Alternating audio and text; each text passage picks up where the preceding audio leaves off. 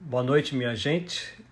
Aqueles que estão já acompanhando a Missão Dakar. Hoje nós temos o privilégio e a alegria de conversar com o Gilberto Araújo, que é missionário já por mais de 30 anos e vai repartir um pouco conosco das suas experiências, que certamente serão inspiradoras.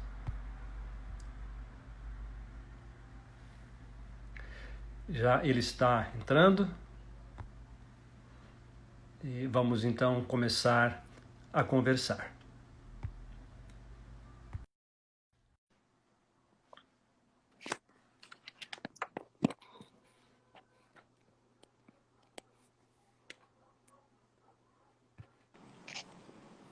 E aí? Como é que tá, meu pastor? A conexão não está muito boa. Consegue me ouvir? Agora sim, agora consigo. Tá Pastor, bom. em primeiro lugar, muito obrigado por você fazer um madrugadão aí na África. Corujão, Corujão. Mas é mais um de tantos na sua vida, imagino. Tá bom. Pastor, é o seguinte, amigos e amigas da Missão Dakar, hoje nós temos o privilégio de conversar com o Gilberto Araújo, casado com Gláucia Araújo e pai do Glauber e da Gabriele.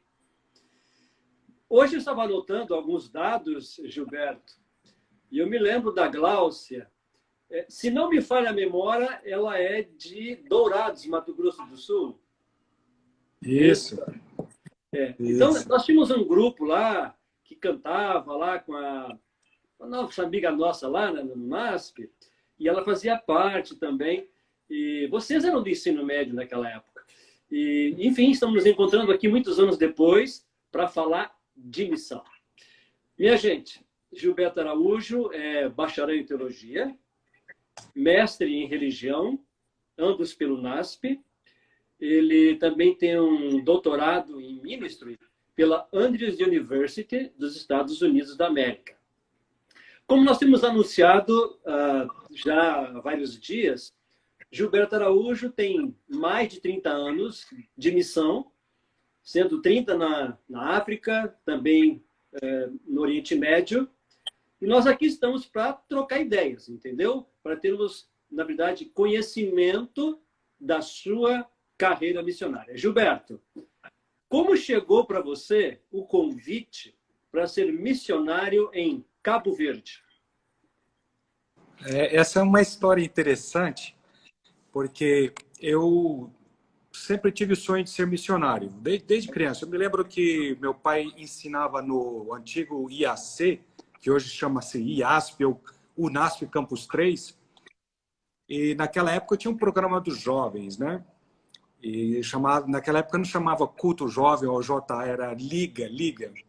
E como nós éramos juvenis, não tinha chance para a gente. Então a professora, na escola primária, inventou a liguinha. Era sexta-feira. Sexta-feira, a última 1h30, mais ou menos, de atividade, ela fazia um programinha com a gente para a gente poder participar. Aí, numa dessas sextas-feiras, ela perguntou para cada aluno o que você gostaria de ser quando crescesse. Aí apareceu tudo, engenheiro, médico, até piloto de caça. E aí, quando chegou para mim, eu falei, eu quero ser missionário. E ela me decepcionou, porque ela disse, Gilberto, missionário não é uma profissão. Você tem que ser médico missionário, ou pastor missionário, professor missionário. Eu falei, eu não sei o que eu quero ser, mas eu quero ser missionário. Então, eu sempre tive aquele sonho. Tá, que idade você tinha, Gilberto, nessa época? Qual é a sua idade? Eu acho que tinha uns 12 anos. É a idade de 12, 13 anos. É a idade que a gente, mais ou menos, forma as decisões, né? Então, ali, aquilo já... Eu queria, então, fazer medicina. Meus 2 irmãos são médicos. Um, inclusive, é missionário já há muitos anos na África.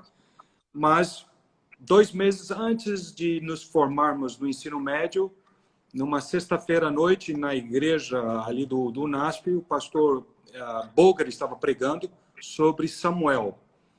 E ali eu comecei a sentir o chamado de Deus para o ministério. Foi uma luta. 1977. Você colocou Isso, 1977 isso, na sua biografia. 1977. Isso. 1977 isso aconteceu. E aí resolvemos aceitar o chamado, mas aí a Gláucia, ela era enfermeira e um fato interessante, a mãe do pastor Ronaldo de Oliveira, no período que ele estava tendo problemas na Angola, você lembra que ele foi sequestrado, ficou ali vários meses sequestrado. A mãe dela trabalhava com a Gláucia no Hospital Adventista e chorava todos os dias. Aí a Gláucia falou, missionário eu não quero ser nunca. E aí eu falei, murchou, né? Murchou. Mas, algum tempo depois, interessante que o Heber Mascarenhas com a Rosângela vieram fazer um programa dos jovens no sábado à tarde. E como eu estava justamente, a gente estava fazendo mestrado naquela época, fomos assistir. Aí eles começaram a contar o lado bom do campo missionário, né? Que tinha suas dificuldades, mas... Porque a única coisa que a gente sabia era o sequestro do Ronaldo pelo Savimbi. Chegou um dia, foi sequestrado no dia seguinte e foi tudo.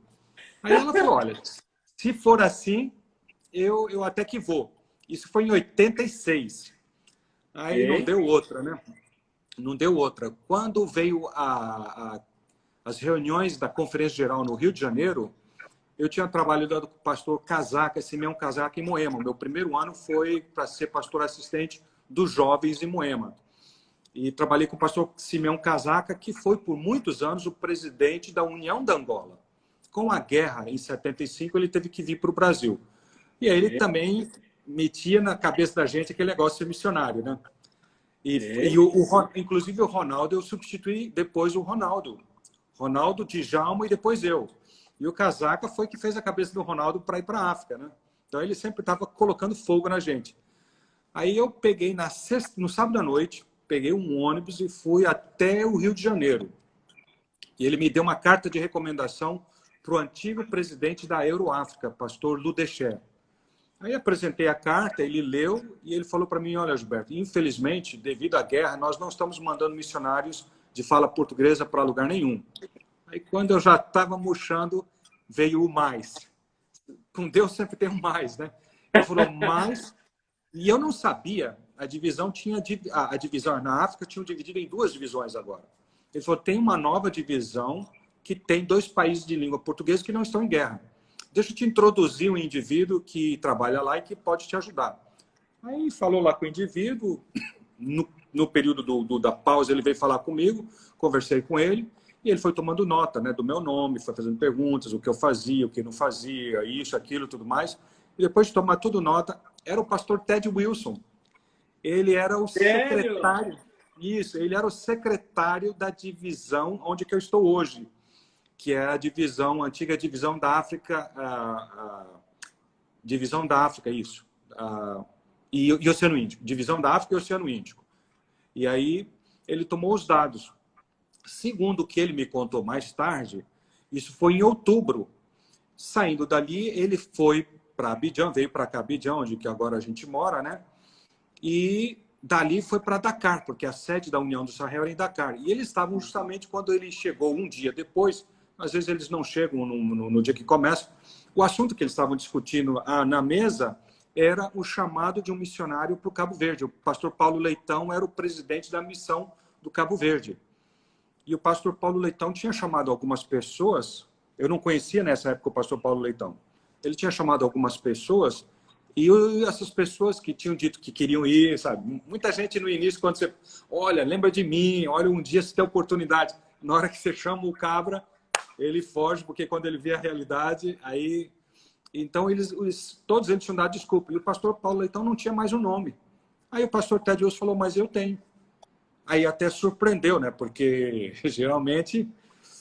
E aí houve aquela discussão, não, mas tem que ter essa qualificação, tem que ser ordenado, tem que ter experiência, tem isso e aquilo. Não, ele tem já anos de ordenação, experiência e tudo mais. Ou seja, o pastor Paulo Leitão não teve jeito, teve que aceitar a proposta do secretário, que era o pastor Ted Wilson. E Deus usou o pastor Ted Wilson exatamente, e o pastor Casaca, essa situação toda, para poder ir para Cabo Verde. Que ano foi isto que você acabou tendo chamado e indo para...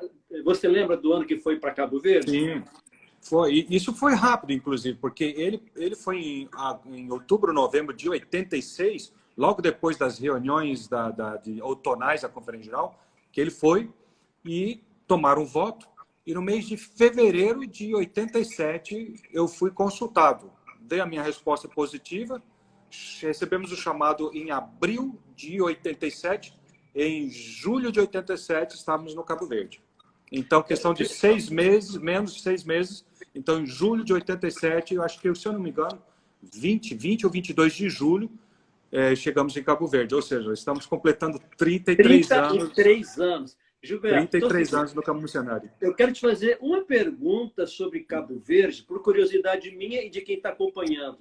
Qual foi a experiência mais forte, mais assim, divina, mais tocante no teu coração? Cabo Verde. Tiveram várias, né? Mas tem uma em particular, porque quando nós chegamos lá era o sistema comunista bolchevita. Então era camarada pastor, você tinha que pegar 1001 autorizações, eles te seguiam de muito perto, cada sermão, cada reunião que você fazia, eles tinham sempre os olheiros deles lá para saber. E o sonho da gente tinha um prédio do lado da igreja, tinha um prédio que já estava assim meio em ruínas, mas com boa estrutura ainda. E a gente queria transformar aquilo numa escola. Só que na legislação, segundo a lei cabo-verdiana, não podia haver, ou seja, antes da Revolução, o que já existia ficou existindo, mas nada de escola particular, muito menos confessional. Então estava proibido. Então não havia como pegar uma autorização para poder começar a reformar aquele prédio e começar uma escola. E aí vem a parte que Deus, né, como é que Deus atuou. Mudou-se para a ilha onde estávamos, que era a Ilha do Fogo, que é a ilha do vulcão, onde que tem o vulcão. Mudou-se para lá o novo delegado ele chamava tudo delegado de saúde, delegado de educação, delegado da justiça, o juiz. E o juiz era casado com uma portuguesa e ela ficou grávida e começou a pegar amizade com a Gláucia. E quando descobriu que a Gláucia era enfermeira, ou seja, se tornou enfermeira particular da delegada de educação. Imagina. E a gente foi fazendo amizade, e elas vinham de vez em quando comer em casa, a gente ia para lá. E um dia a gente expressou para ela o desejo, se um dia pudesse, a possibilidade, uma abertura de começar uma escola. A gente sabia das impossibilidades legais. E quando ela foi ter neném, a Gláucia que cuidou dela e do neném, deu o primeiro banho, ficou com ela os primeiros dias. E quando a senhora ficou melhor, ela me chamou um dia e falou: olha, pastor, eu vou fazer um negócio que a gente não faz. E naquela época, a igreja popular, que era a igreja que todos, né, a maioria eram daquela igreja, já tinha feito pedido ao governo para abrir escolas, e o governo tinha negado. Ela falou: apesar de a gente estar negando para essa igreja, da maioria, né?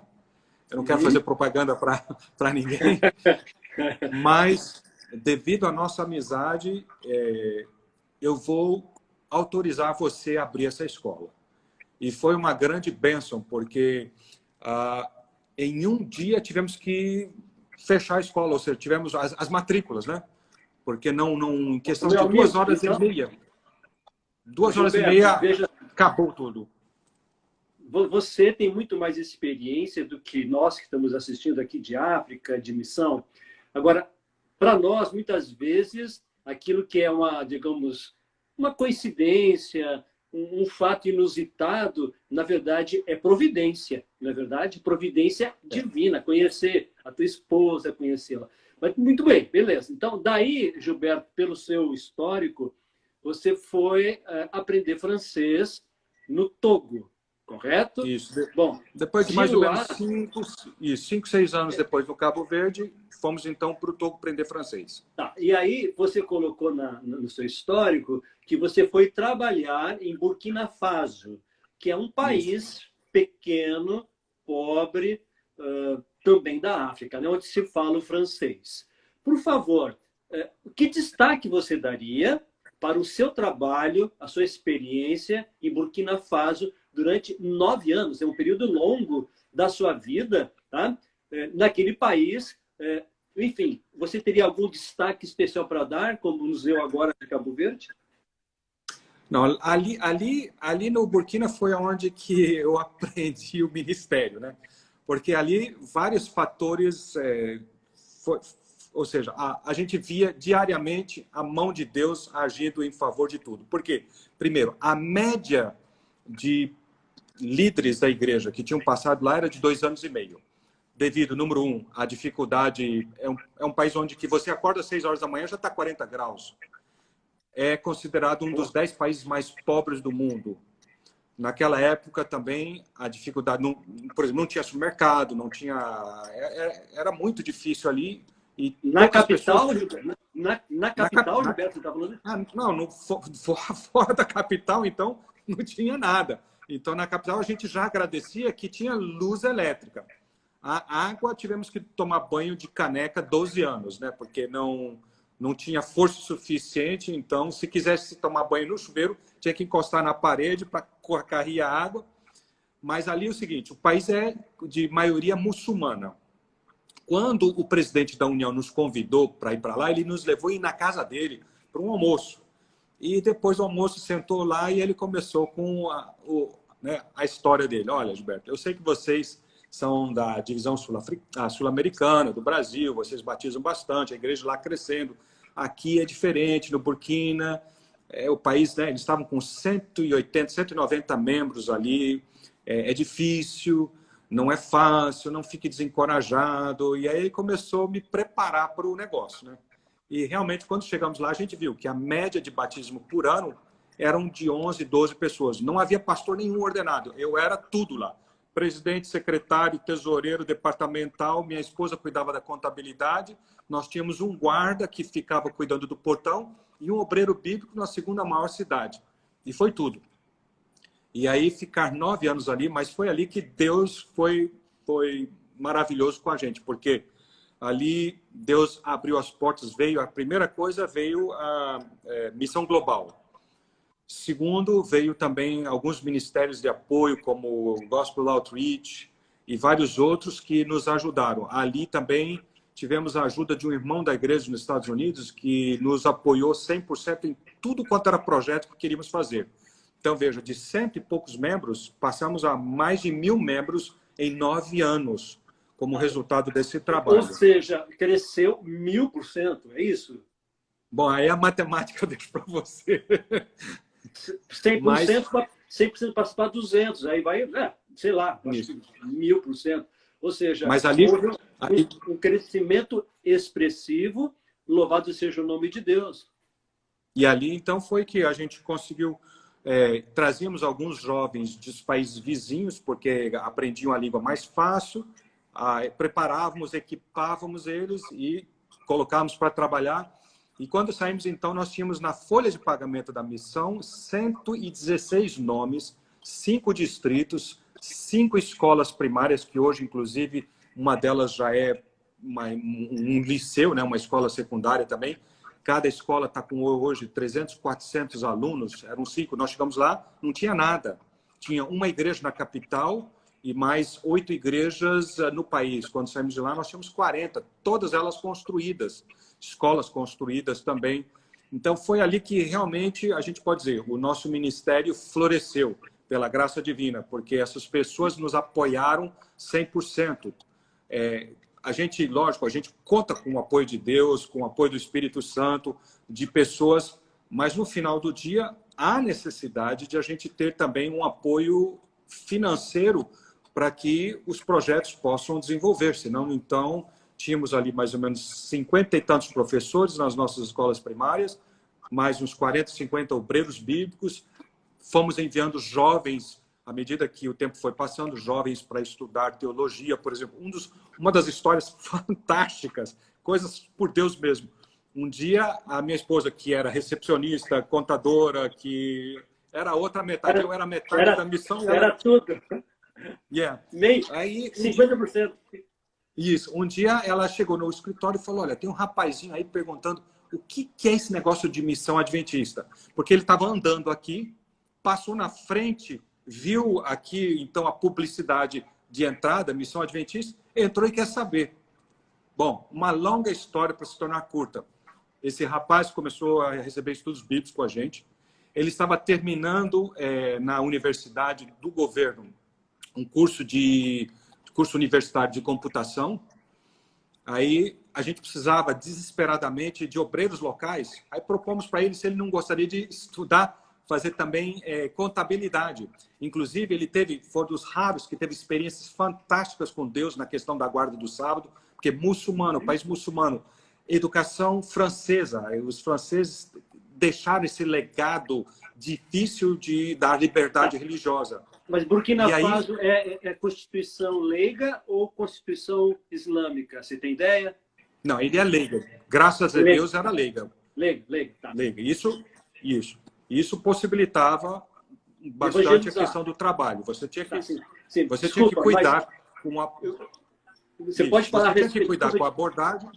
Sim, eu te interrompi a respeito do rapaz, da história, mas assim, é muito importante que as pessoas que nos assistem saibam que, embora haja liberdade religiosa pela Constituição, existe a barreira cultural, né, Gilberto? A barreira cultural, especialmente quando é um país islâmico, né, entre islâmicos e cristãos, de trocar de religião é dificílimo, né? Embora haja liberdade religiosa, né? Então, enfrentar isso é difícil, né? Por isso, a abordagem tem que ser muito cuidadosa.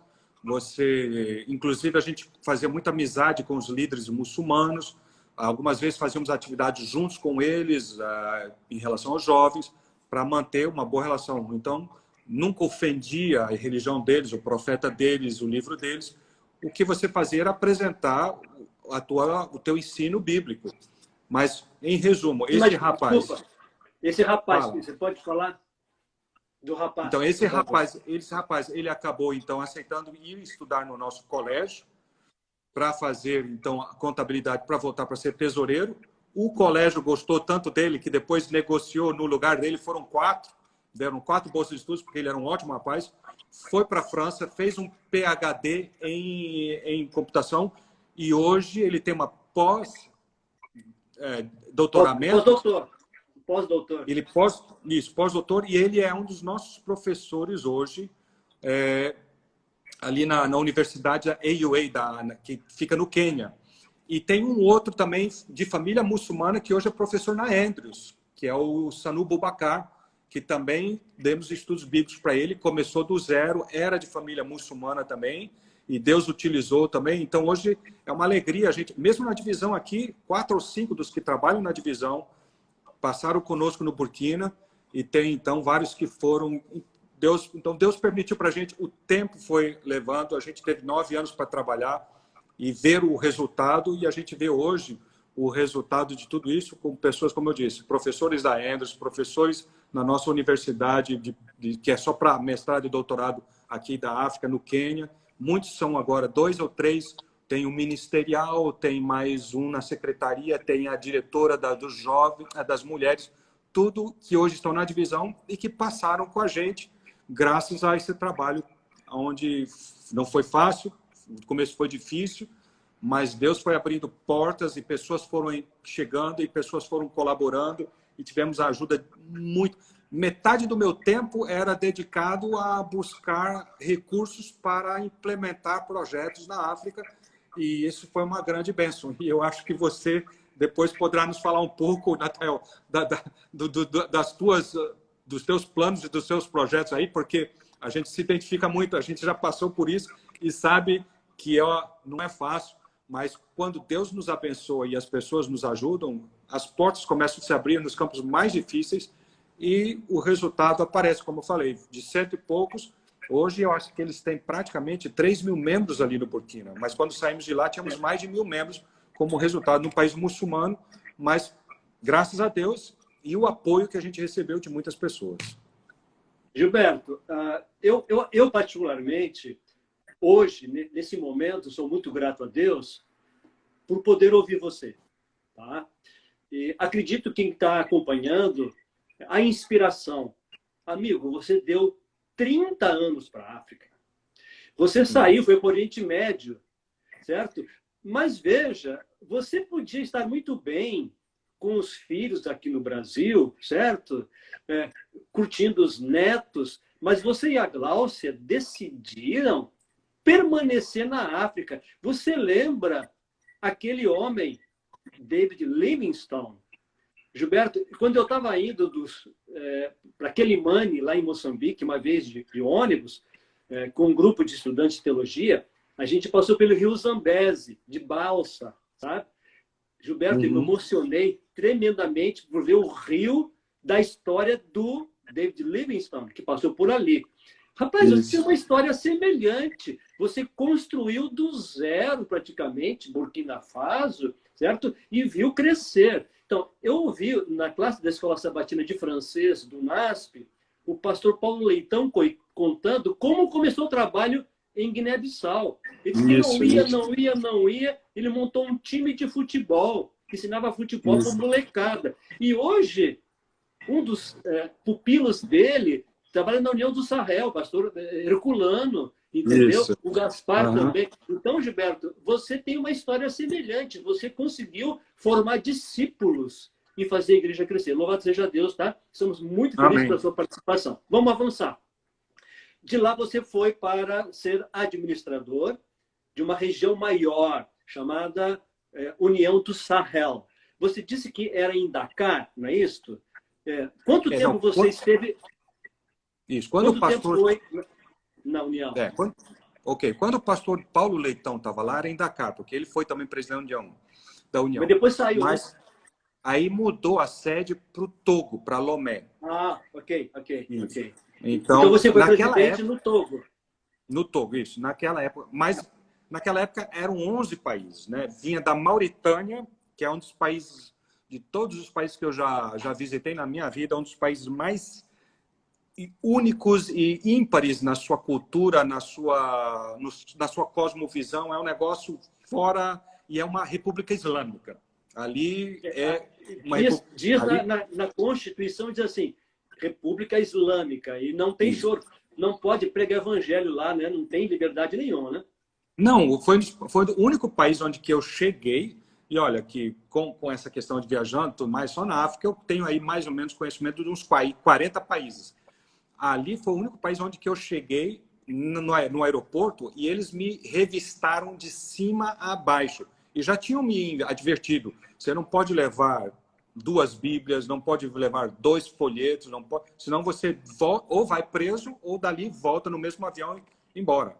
Então, é particular. E eles vigiam você o tempo todo, eles sabem tudo o que você está fazendo, aonde você está indo, te seguem, a polícia, o serviço de inteligência não está em todos os lugares. E é um país com uma cultura realmente... Então, dali da Mauritânia até o Benin, fronteira com a Nigéria, né? Tá, mas eram 11 países. Tudo isso era União do Sahel? Tudo isso? Tudo isso. Hoje dividiram em 2, mas tudo isso era... É muito grande. Eram 11 países, eram mais ou menos 130 milhões de habitantes, onde que a grande maioria, 80%, 70%, 80% muçulmanos. Como no caso, Mauritânia 100%. O Senegal é o quê? 93%. Pois é, 93%. É uma coisa assim, 93%. O Mali é 95%. O Níger é 100%. E não é só 100%. Alguns desses países, o islamismo que existe lá é um islamismo bem extremista, bem radical. Então, não é só o fato de você estar num país de língua estrangeira, cultura diferente. Por exemplo, no Burkina. Burkina é do tamanho do estado de São Paulo. Mas são 60 etnias diferentes. Uma coisa interessante, por exemplo, eu tinha algumas igrejas onde você tinha, de um lado da rua, da estrada, uma etnia, daqui 2,5 km, uma outra etnia que falava uma língua diferente, comia diferente, se vestia diferente, 2,5 km, 2 igrejas. Só a estrada dividia. Comida diferente, se vestia diferente, cosmovisão diferente, compreensão diferente de tudo. E inclusive, não se comunicavam porque não era a mesma língua. Então, você vê um país como esse. Aí você vê, praticamente, nesses 11 países, você tinha por volta de 400, 500 línguas diferentes.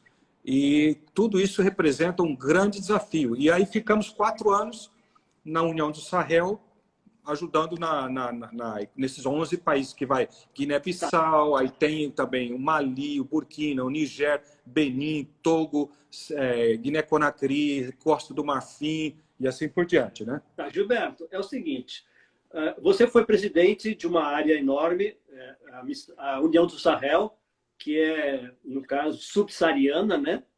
Isso, pertinho do Saara ali. Sahel quer dizer a região que bordeia o Saara, né? Ok. Então, Gilberto, bom, você aprendeu francês. Sei que você fala o inglês fluentemente. Me diga uma coisa.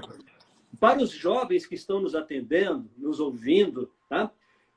Que incentivo você teria para dar para alguém? Eu estou pensando, por exemplo, o Natanael Moraes tem 18 anos, 19 anos, eu quero ser missionária na janela 1040. E a questão da língua, o que você teria a dizer para quem pensa em um dia ir para a janela 1040? Questão da língua, aprendizado. Não é só a língua, viu, Natanael? Claro, que a okay, língua, fique à vontade. A língua não só... Não é, o que eu aprendi é o seguinte, a língua veicula uma cultura, a língua está inserida.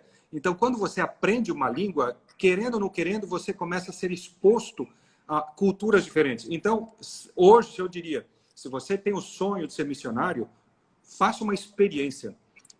Seja um voluntário, por exemplo, por um certo período, pode ser 3 meses, 6 meses, 1 ano, como Glaucio e eu tivemos aí uns 40 voluntários que nos ajudaram nesses 30 anos. Tinha períodos onde eu tinha 6, 7 voluntários brasileiros e brasileiros que nos ajudavam. E como eu disse, hoje a gente vê essa garotada no mundo inteiro. Gente na Europa, gente no Brasil, gente nos Estados Unidos dessa garotada que veio, ficou 1 ano, se expôs a uma cultura diferente, aprendeu uma língua diferente e hoje expandiu a capacidade não só de servir, no sentido de uma outra língua, mas abriu os horizontes para compreender que a igreja no Brasil é uma bênção, uma maravilha, mas tem muita coisa que a gente pode aprender aí por fora. E isso é uma coisa fantástica que nenhum... Porque você estando na igreja do Brasil, você já sabe, mas saindo, você começa a ver uma realidade que você nunca conhecia e que você nunca poderá conhecer se você fica em casa.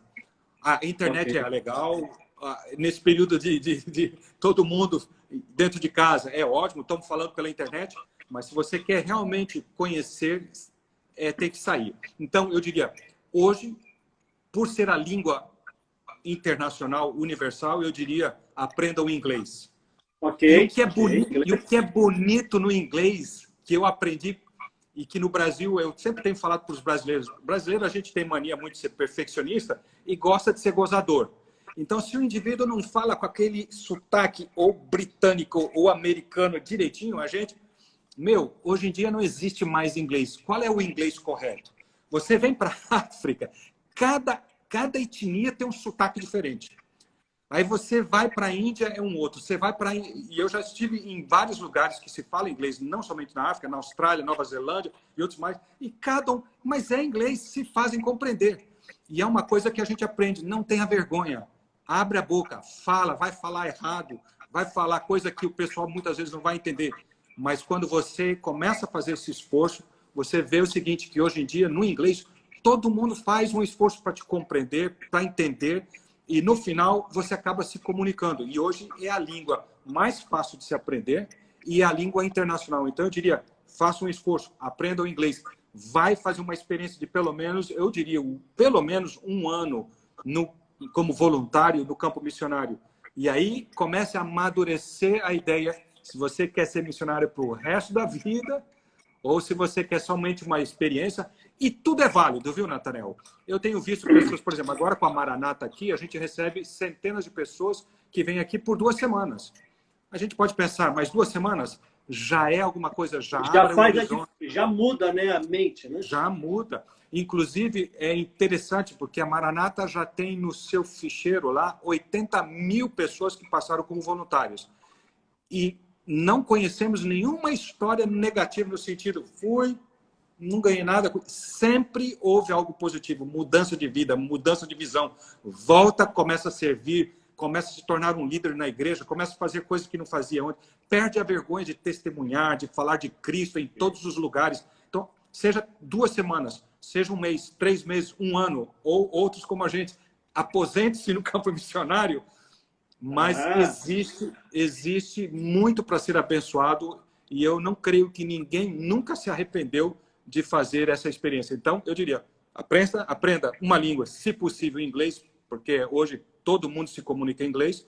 E, em segundo lugar, faça uma experiência no campo missionário e você não vai se arrepender, a sua vida vai mudar completamente. É algo, parece que já é na semente, Deus colocou na experiência missionária, essa semente que transforma, que faz alguma coisa em você e que muda completamente você, a tua perspectiva e os teus horizontes e aonde você vive.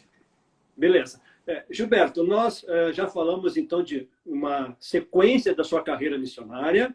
Nós vamos agora para a sua experiência, logo em seguida, como presidente associado da divisão lá do Oceano Índico, né? África, Oceano Índico. Beleza. Mas antes, eu quero aproveitar que nós estamos ao vivo, neste dia 2 de julho, para agradecer a você algo muito importante. Em 2004, você esteve no NASP Engenheiro Coelho com alguns pastores de Angola, o presidente da União, e tinha mais um outro, acho que era Comportagem, não lembro. Você falou num sábado à noite, no nosso auditório lá do Dormitório dos Rapazes, e eles falaram também, enfim, dali, nós da Faculdade de Teologia, eu estava chegando em 2004, houve uma conversa com você, o Amin Rodor, também o Wagner Kuhn, da possibilidade da gente fazer um evangelismo de colheita na África. Eu disse, é possível, você falou, mas em 2005. E aí, sem menos esperar, você liga para o Amin dizendo, abriu uma vaga, os alemães não vão junto com o Sherhim, você lembra? E aí foi o primeiro grupo para Beira em Moçambique. Bom, eu quero dizer o seguinte, Gilberto, aquele movimento, ele cresceu, multiplicou-se. Foi criado o Instituto de Missão, tá? Do NASP Engenheiro Coelho. Tem agora, no Campus São Paulo, Campus Hortolândia, no IAP, ali em Maringá, certo? Você acredita que eu moro em Porto Alegre por enquanto? Se a gente vai voltar para Dakar. Temos no IACS, você chegou a conhecer o IACS, no nosso colégio aqui do Sul? Conheci porque meu genro trabalhou aí. Tá. Gilberto, tem um Instituto de Missões aqui no IACS. Por exemplo, aqui em Porto Alegre tem uma escola chamada Marechal Rondon. O Bruno é o capelão. Por causa da missão que começou com a gente em 2004 e que foi se multiplicando, ele levou um grupo de alunos para Ijuí, no interior, para fazer um projeto Caleb, mas inspirado nas missões. Gilberto, você não imagina quantos jovens tiveram uma oportunidade missionária a começar no NASP e outros lugares por causa daquele início inspirado naqueles pastores e você que esteve lá no Engenheiro Coelho. Então, eu queria registrar isso para você hoje e dizer, meu amigo, muito obrigado, porque você abriu as portas para um movimento que não para mais. Louvado seja o nome de Deus. Louvado seja o nome de Deus. Então, eu queria registrar isso e dizer muito obrigado, meu amigo. E agora nós vamos para outra parte. Tá? Bom, quanto tempo você trabalhou no sul do continente africano, tá? Inicialmente era no Zimbábue, né, se não me falha a memória, depois mudou a sede da divisão para Pretória, na África do Sul. Quanto tempo deu disso? E, enfim, eu queria que você desse também assim o seu testemunho, o que mais marcou a sua experiência lá na divisão, tá? Que foi um tempo muito longo também, né, onde você serviu lá o campo missionário. Então, quando a gente estava na União de Sahel, aí veio o convite para ajudarmos os países de língua portuguesa, porque haviam 2 uniões, Angola e Moçambique, que estavam deixando a Euroáfrica para se unir, então, a essa divisão nova, a 3ª divisão agora na África, né? Que a divisão da parte sul da África e Oceano Índico. São 23 países naquela região, né? E aí fomos convidados para ajudar Angola, Moçambique e São Tomé e Príncipe. E também outras coisas na divisão, ajudar na divisão. Então, ficamos 12 anos lá. Quando fomos primeiro para o Zimbábue, naquele período difícil, onde que o Zimbábue é um país fantástico. Você acha que está na Europa, é um país com estruturas e uma altura média de 1.700 metros de altitude. Então, o país, o ano todo, é de temperatura fresca e coisa assim fantástica. Mas estava passando por aquele período difícil, onde eles estavam revertendo toda a questão do apartheid, que não foi só na África do Sul, foi também no Zimbábue. Né? Era lá que era Zimbábue, que era a Rodésia antigamente, não? Isso, era a famosa Rodésia. Foi o último país africano a conseguir a independência, só em 1980. Veja. Então chegamos lá, a inflação chegou a 26.000% ao ano. Então, o salário que a gente recebia era $20 no final do mês. Você vinha com uma caixa desse tamanho, enchia de dinheiro e valia $20. E aí a divisão ficou ali por 3 anos, devido à situação financeira, teve que mudar-se. Mas o trabalho que a gente conseguiu realizar ali foi justamente... O trabalho começou com Moçambique.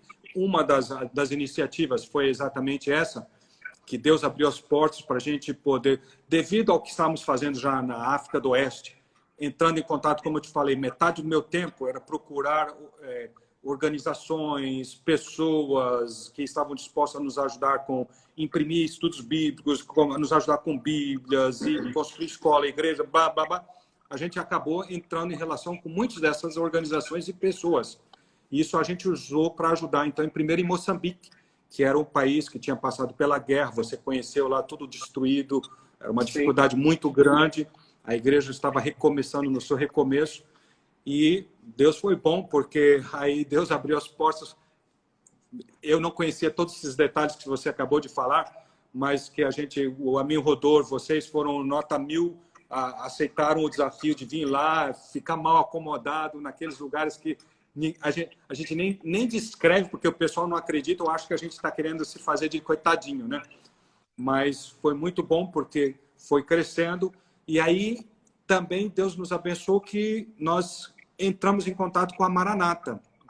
Em 2005, fomos para a Conferência Geral de St. Louis e Deus colocou no caminho da gente um alemão que morava em Moçambique e que nos colocou em contato com Maranata, ou seja, em 2006, logo no começo, Maranata veio, e aí pudemos construir mais ou menos 1.000 igrejas, perfuramos 900 poços artesianos, e também as escolas em Luanda, escola em Beira, escola em Chimoio, e vários outros lugares, e isso permitiu. E foi interessante o seguinte, primeira vez que eu pedi para os líderes da igreja lá para me colocar em contato com o presidente da República, rapaz, você precisava ver o desespero pelos quais eles passaram. Porque a igreja era super desconhecida, eles tinham uma autoestima muito baixa, mas uma vez que essas coisas foram acontecendo, o que é interessante é que o governo depois começou a nos convidar a sermos parceiros.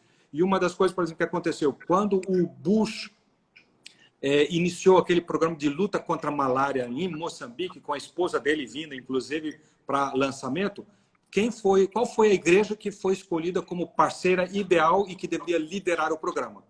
A Igreja Adventista. Então, assim, passamos de um ponto onde éramos desconhecidos e tínhamos até de vergonha de ver as autoridades, para um ponto onde que agora as autoridades nos convidavam para ajudar e também a sermos parceiros especiais. E na Angola, fala.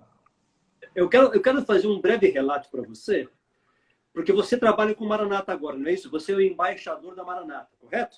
Isso, né? Agora nesse lado oeste, onde que nós vivemos 17 anos, voltamos para ajudar a divisão agora com o projeto Maranata, construir escola, mesma coisa, escola, igrejas e também perfurando poços para as comunidades carentes de água limpa. Tá, então eu vou dar um parecer para quem está nos acompanhando agora, tá? E sobre o que eu vi de Maranata em 2008, lá em Maputo. Amigo, eu conheci o caminhão que faz poço artesiano. Então, ele chega em um determinado lugar, preenche, pega com o seu dispositivo lá, seu maquinário, certo? E ao lado do templo, ao lado da igreja, né? Ali tem um poço, é colocado cimento, certo? E a igreja passa a fornecer água. Então, não apenas a água mineral, né? Água, né? Material, mas também a água da vida. E agora, a história mais impressionante, Gilberto. Uma jovem que assistiu 2 semanas de uma das nossas campanhas em Maputo, tá? Ela, 6 meses antes da campanha, ela teve um sonho. E no sonho dela, ela passou diante de um prédio que tinha faixas, etc. E uma voz pela no sonho, entre. E ela entrou. O irmão dela estava lá dentro. Ela esqueceu do sonho, ela era uma evangélica, tá? Gilberto, depois que ela teve o sonho, é que foi feito um templo da Maranata. E um dia ela passou e tinha as faixas que ela viu no sonho, convidando para a nossa campanha, entendeu? De colheita. Uhum. Bom, resumindo a história, ela aceitou a Cristo, ela recebeu estudos bíblicos, foi batizada, mas ela conheceu a igreja, o templo, no sonho, antes de ser construído para o Maranata, porque você trabalha com isso, é assim, 2 toques está pronto, entendeu? Ou seja, quando eu contei para o pessoal da Maranata, mas conta essa história, manda para os Estados Unidos, e eu mandei, fiz, redigi, eles ficaram muito felizes, porque tem que ter um retorno para a Maranata, né? Quando tem aqui na Novo Tempo, aqui no Brasil, o programa Revista Novo Tempo, Gilberto, uma das coisas que eu mais gosto de ver é o trabalho da Maranata, porque eu vi de perto. Então, é um trabalho magnífico, louvado seja Deus. Gilberto, nosso tempo está correndo. Vamos lá. Gilberto, mas não esquece você... que eu quero saber alguma coisa do teu projeto lá. Hein? Tá, então vamos falar um pouquinho disso. Gilberto, você, entre aspas, foi o culpado do NASP, Engenheiro Coelho, começar esse movimento. Foi. Tá bom. Você mexeu com a gente. Você foi culpado. Então, Gilberto, eu fui 8 vezes para a África. Tá? 4 vezes para Moçambique, 3 para Guiné-Bissau e 1 para o Senegal.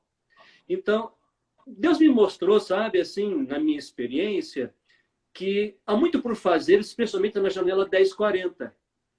Então, aí eu senti o chamado de Deus e, depois de aposentado, eu passei quase 1 ano em Dakar, no Senegal.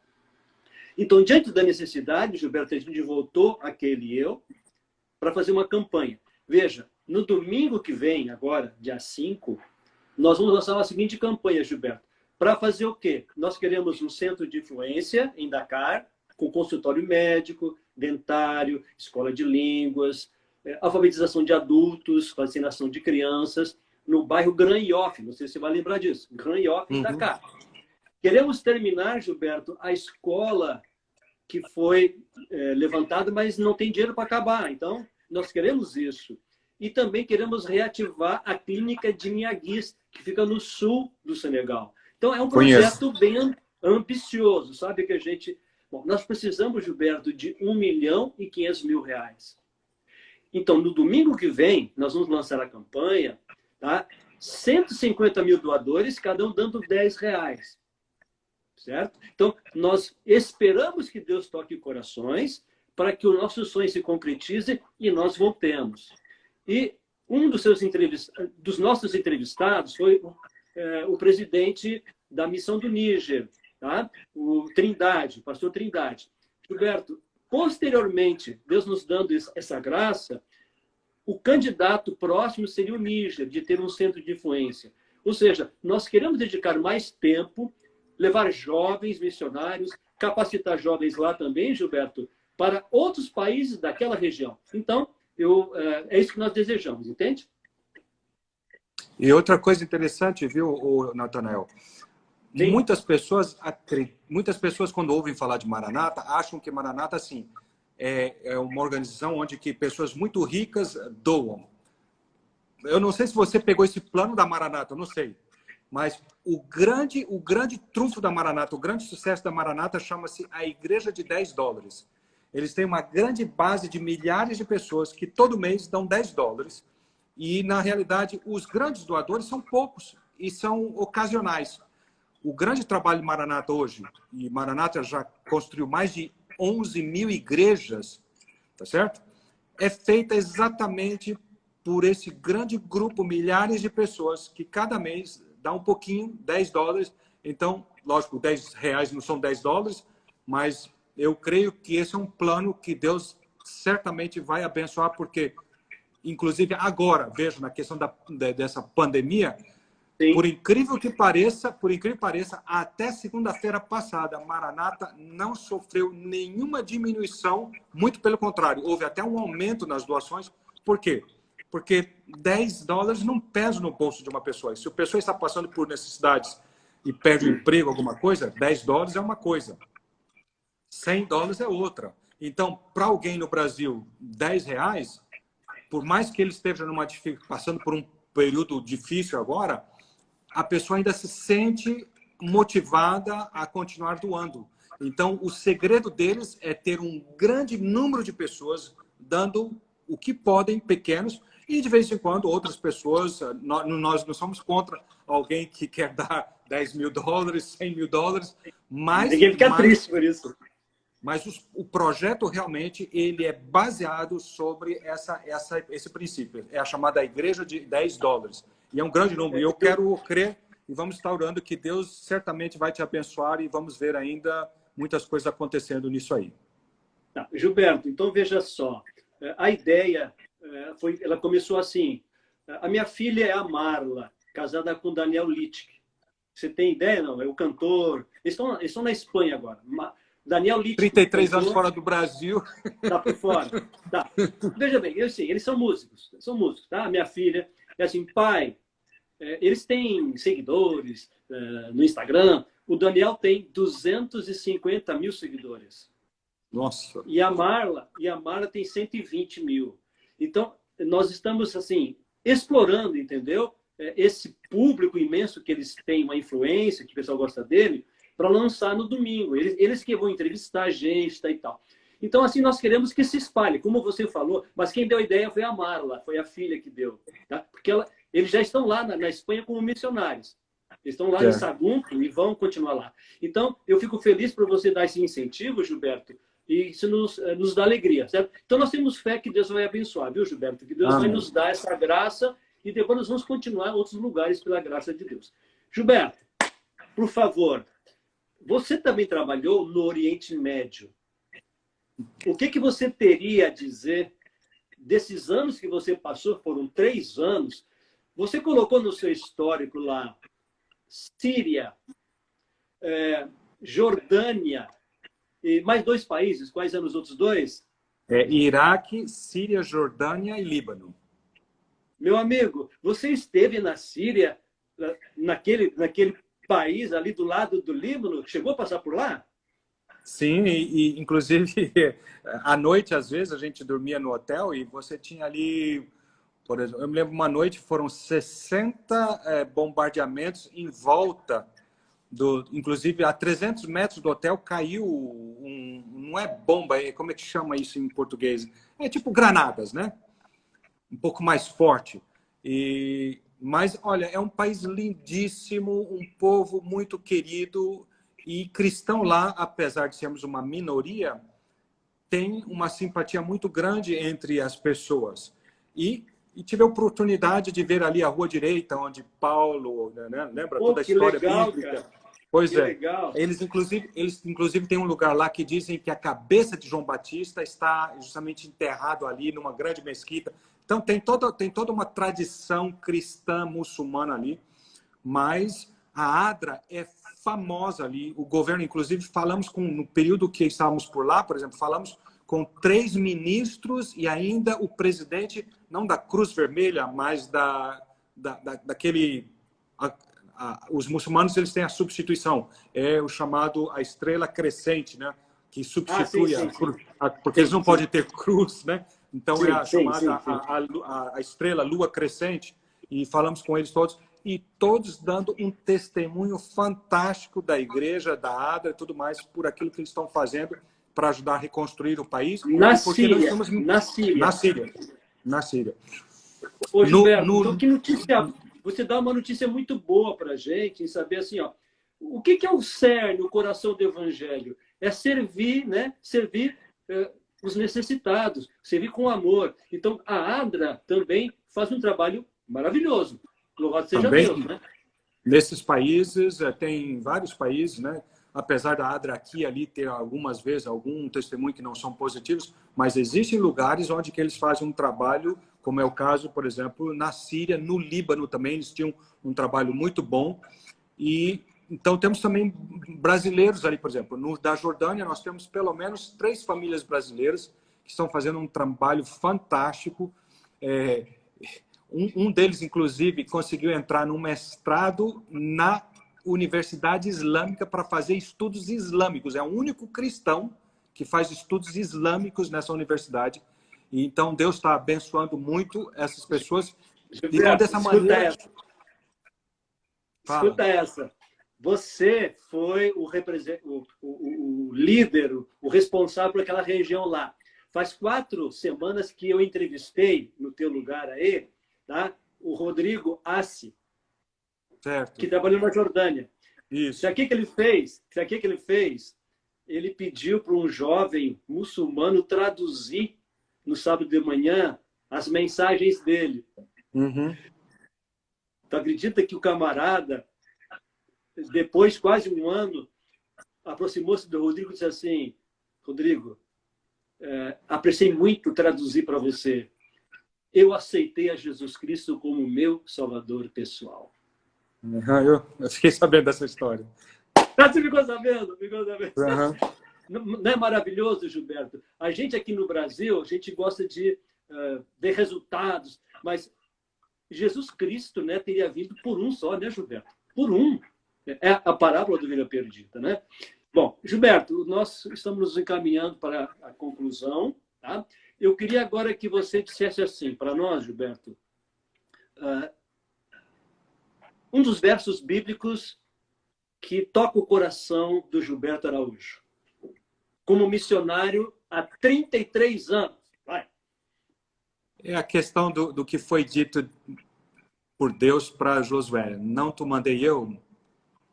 E aí vem a questão, não temas, não tenha medos, não tenha medo, eu estarei contigo, porque, inclusive, na Bíblia, a gente marca ali, né, Senhor, vem comigo para tal lugar, porque quando a gente, por exemplo, ouviu falar que íamos para o Oriente Médio, não é fácil. Você está gozando vice-presidente de uma divisão, onde você tem todo o sistema montado, e largar tudo isso para trás, a esposa achando que você está doido, mas com aquele negócio, aonde Deus te chamar, você vai.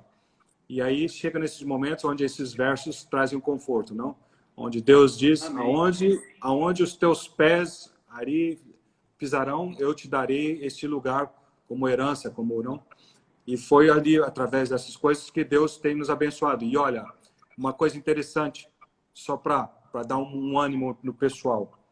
Num desses países que a gente trabalhou no Oriente Médio, tenho a certeza que Deus está tomando iniciativa e está nos simplesmente convidando para unir-se a Ele.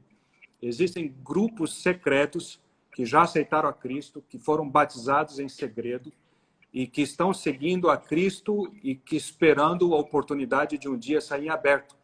E alguns deles já são líderes de grupos de 20, 30 pessoas e a gente não tem a mínima ideia o quanto é que isto está sendo produzido, os resultados disso sem o nosso conhecimento.